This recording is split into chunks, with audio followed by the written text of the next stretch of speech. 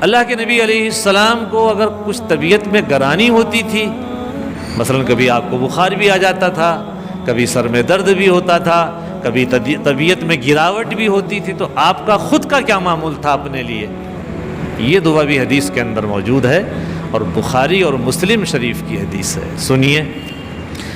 حضرت عائشہ صدیقہ رضی اللہ تعالی عنہا سے روایت ہے کہ اللہ کے نبی علیہ السلام جب خود بیمار ہوتے تو معوذات پڑھ کر اپنے اوپر دم فرمایا کرتے تھے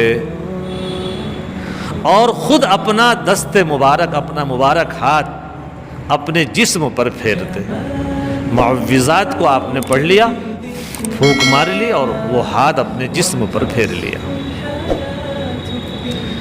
پھر جب آپ کو وہ بیماری لاحق ہوئی جس میں آپ علیہ السلام نے وفات پائی، تو میں وہی معوذات پڑھ کر آپ پر دم کرتی جن کو پڑھ کر آپ صلی اللہ علیہ وسلم دم کیا کرتے تھے، اور آپ کا دست مبارک پکڑ کر آپ کے جسم پر پھیرتی۔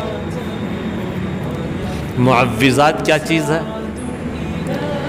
2 صورتیں ہیں، قل اعوذ برب الفلق، قل اعوذ برب الناس، ان کو معوذات کہا جاتا ہے۔ یہ دونوں صورتیں وہ ہیں اللہ کے نبی علیہ السلام پر جب اس یہودی نے جادو کر دیا تھا اور باقاعدہ خطرناک قسم کا اس نے جادو کیا تھا، تو اللہ تعالیٰ نے بطور علاج کے آپ علیہ السلام کو جبرائیل امین کے ذریعے سے ان 2 صورتوں کا تحفہ عطا کیا تھا، قل اعوذ برب الفلق اور قل اعوذ برب الناس۔ اللہ کے نبی علیہ السلام ایک ایک آیت پڑھتے جاتے تھے، اور جس کنویں کے اندر وہ جادو کر کے اس نے وہ جادو کا سامان دبایا تھا، اس میں گرے لگائی تھی، ایک ایک گرہ کو کھولتے رہتے تھے، ایک آیت پڑھتے رہتے تھے۔ یہ دونوں صورتوں کی ساری آیتیں پوری ہوئی اور وہ گرہ کھلی، اللہ کے فضل سے جادو کا اثر آپ کے اوپر سے ختم ہو گیا۔ ان کو معوذات کہا جاتا ہے۔ ایک یہ بھی معمول تھا اللہ کے نبی علیہ السلام کا، رات کو جب آپ سوتے تھے تو انہی معوذات کو پڑھتے تھے اور اپنے ہاتھوں پر دم کرتے تھے اور پورے جسم پر آپ اس کو پھیرتے تھے۔ 3 مرتبہ آپ کا یہ عمل تھا۔ تو بڑوں کے لیے یہ بھی ایک عمل ہے، ہمیں اس پر عمل کرنا چاہیے۔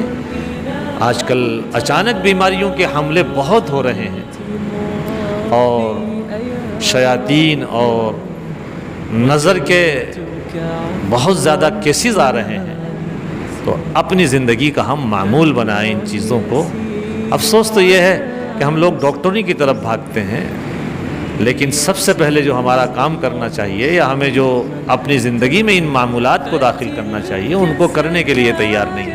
ان میں کوئی کچھ نہ ہمارا پیسہ خرچ ہو رہا ہے نہ کچھ جا رہا ہے، ایک تھوڑی سی توجہ کی ضرورت ہے، اور یہ صورتیں تو تقریباً سبھی کو یاد بھی رہتی ہیں۔ تو اللہ کے نبی علیہ السلام کا یہ معمول تھا۔ تو قل اعوذ برب الفلق، اس حدیث میں معوذات سے مراد بظاہر سورہ قل اعوذ برب الفلق اور قل اعوذ برب الناس ہیں، اور یہ بھی ممکن ہے کہ وہ دعائیں مراد ہوں جن میں اللہ سے پناہ طلب کی جاتی ہے، اور جو آپ بیماروں پر پڑھ کر اکثر دم کیا کرتے تھے، جو ابھی آپ کے سامنے آئیں۔ اس طرح کی بعض دعائیں اوپر بعض حدیثوں میں بھی آ چکی ہیں، اور باقی انشاءاللہ آگے جہاں دعاؤں کا ذکر آئے گا خصوصاً وہاں بھی آئیں گے۔ تو اللہ کے نبی علیہ السلام کے صبح شام کے جو معمولات تھے، جو آپ دعائیں پڑھتے تھے، وہ سب حدیث کی کتابوں میں موجود ہیں۔ امتیوں کو چاہیے کہ ان دعاؤں کے پڑھنے کا آپ کی معمول بنائیں۔ آپ صبح و شام کی دعائیں الگ پڑھتے تھے، رات کے سونے کی الگ دعائیں پڑھتے تھے۔ اللہ کے نبی علیہ السلام کی عادت طیبہ تھی، مبارکہ تھی کہ سورہ ملک اور سورہ الف لام میم سجدہ جب تک آپ نہیں پڑھتے تھے رات کو نہیں سویا کرتے تھے۔ اسی طرح یہ بھی قل اعوذ برب الفلق، قل اعوذ برب الناس، آیت الکرسی، سورہ بقرہ کا اول اور آخر، یہ آیتیں جب تک آپ نہیں پڑھتے تھے رات کو اس وقت تک نہیں سوتے تھے۔ ان کو پڑھ کر کے آپ اپنے اوپر دم کر لیا کرتے تھے۔ اور گھروں کی چوری کا بھی یہ علاج ہے، رات کو کوئی چور نہ آئے، ڈکیت نہ آئے، کوئی حادثہ پیش نہ آ جائے، تو آدمی کو چاہیے کہ وہ ان آیتوں کو پڑھ کر، ان صورتوں کو پڑھ کر سوئے۔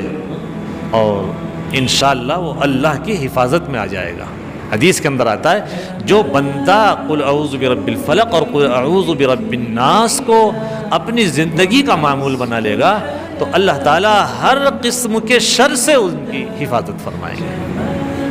اللہ تعالیٰ ہم سب کو عمل کی توفیق عطا فرمائے۔ وآخر دعوانا الحمد للہ رب العالمین۔